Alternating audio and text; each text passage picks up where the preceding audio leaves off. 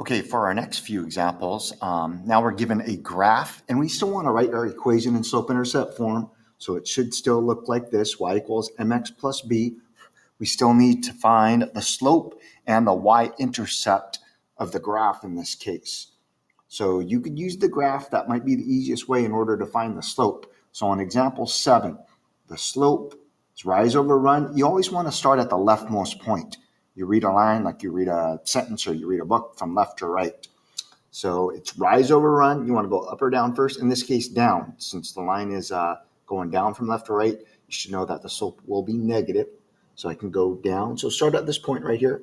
And since everything's going by ones, you could just count the number of squares. Rise, down 1, 2, 3, 4, because I'm going to use this other point that's given to me on the graph to figure out the slope. So rise, -4, down 4. This would be the rise. And then the run is to the right 1. So -4 over 1, or just -4. You could write it either way. And then the y-intercept. It's kind of given here. 0, -1. That's where the graph crosses the y-axis. So B is -1. Now that we have the slope and the y-intercept, we could write the equation. Y is equal to -4, or -4 over 1, x, and then -1 should be the equation.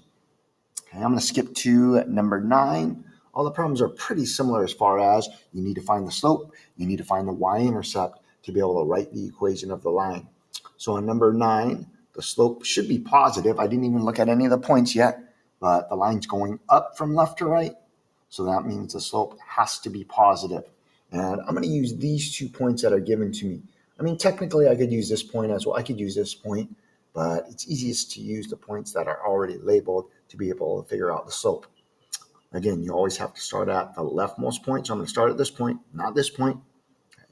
And then figure out the rise. Rise is up 2. And then the run is to the right 2. So 2 over 2, I actually should not leave it like that.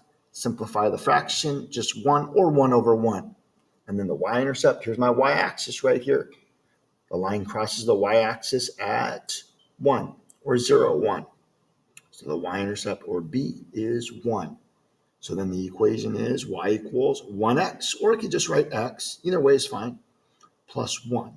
So that's the equation in slope-intercept form if you're given 2 points. Always find the slope and the, the y-intercept. I mean, really, I could find the y-intercept first if I wanted to. You could do that if that makes it easier for you, but you have to find both anyways.